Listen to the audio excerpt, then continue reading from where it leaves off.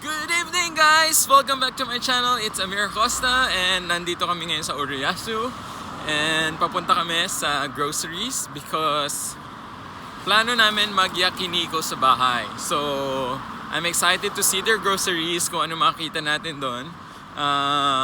Mga gulay or whatnots. Saka, I think ang pinaka-excited ako to see is yung mga Kobe beef, mga WAGYU Japanese beef nila dito, mga meat nila dito. Sobrang sarap nun kasi nag-uuwi nun yung sister ko sa brother-in-law ko pag umuwi sila ng Pilipinas at ginigrill namin sa bahay. So yun, very exciting. Samahan niyo ako, let's go groceries and let's get ready for Yakiniku! Let's go!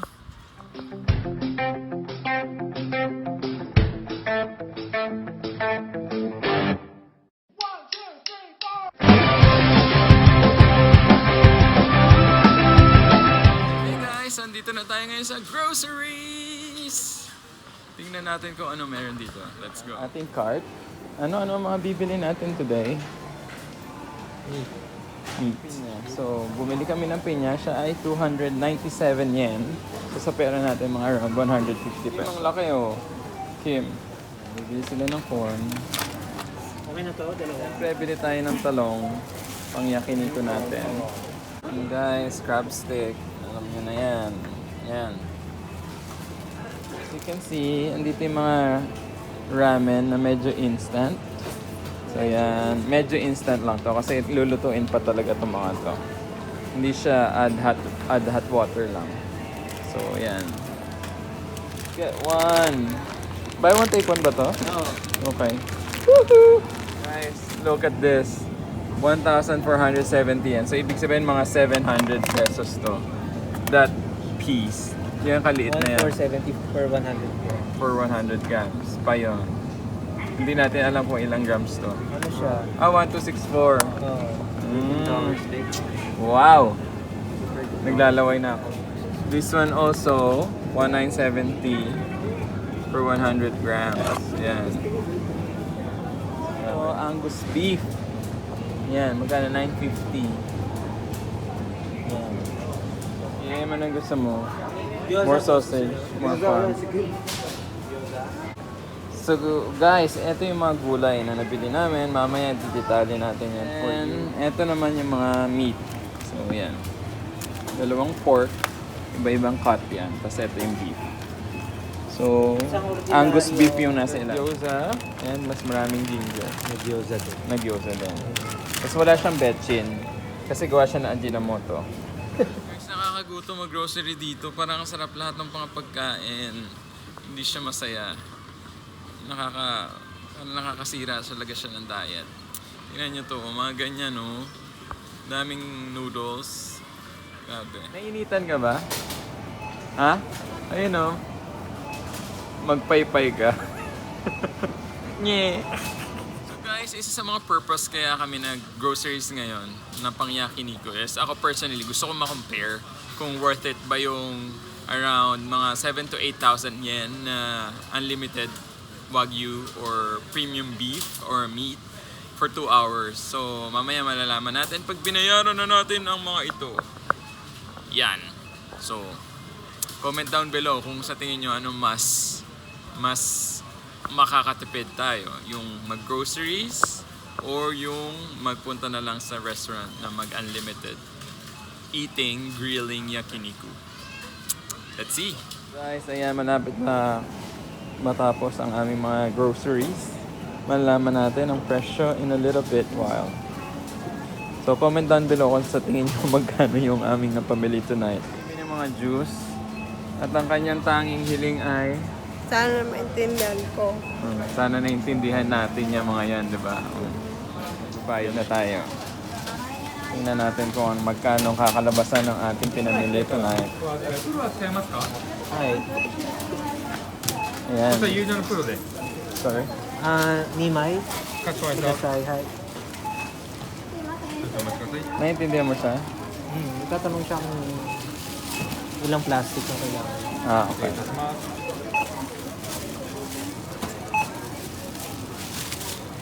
Okay.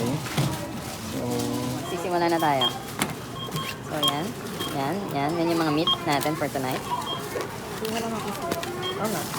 And then, meron tayong, ano ba yan? Coke? Sauce o Pepsi? Pepsi ko. Egg. And then, meron tayong dalawang gyoza, isang ginger and isang regular.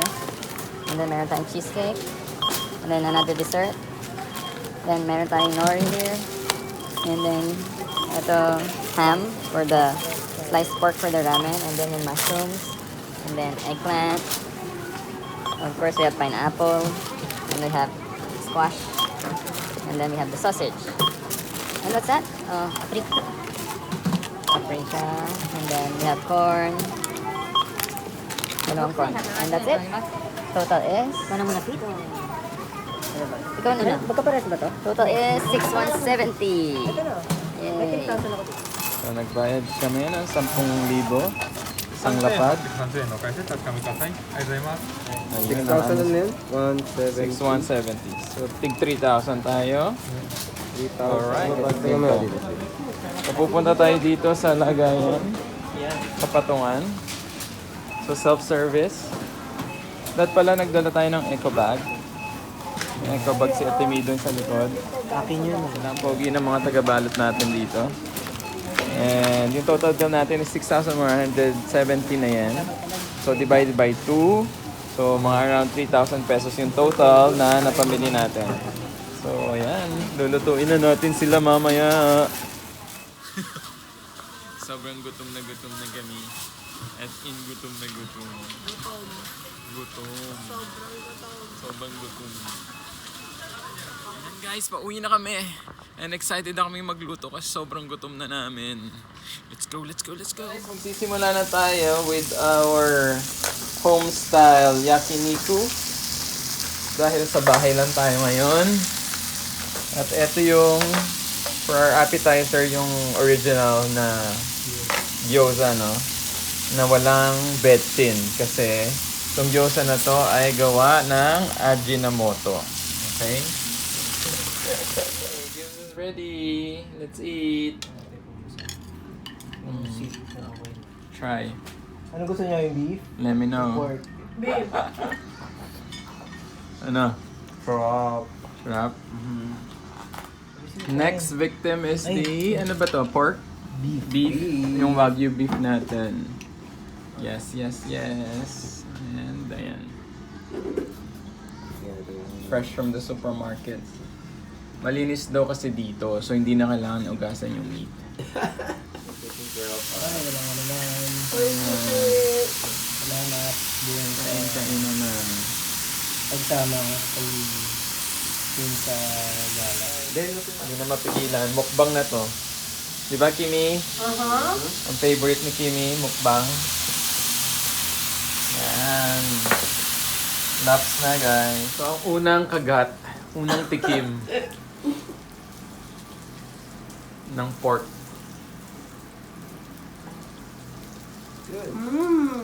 Did you see how easy I bit into that? Laki ng bibig mo eh. Kitang kita. No, it's not as big as yours. Okay. Masarap siya. Yon, sobrang sarap daw ng meat nila. Grabe. Yun ang kanilang comment. Grabe. Grabe.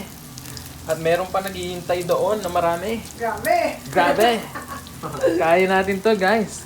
Grabe. Labang. Guys, ano masasabi niyo sa Yakiniku natin? Good. Ano pa? Bukod sa good. Speechless. Sa sa beef, sa Wagyu. Sobrang tender ng meat. Hindi siya nag-shrink. Sobrang parang Authentic, as it means. parang hindi siya beef eh. Parang siyang gulay. May ganun ng feeling kasi sobrang lambot niya. Parang hindi siya meat. Ngayon, yung corn. Ano masasabi niyo sa corn? Oh, it's bomb.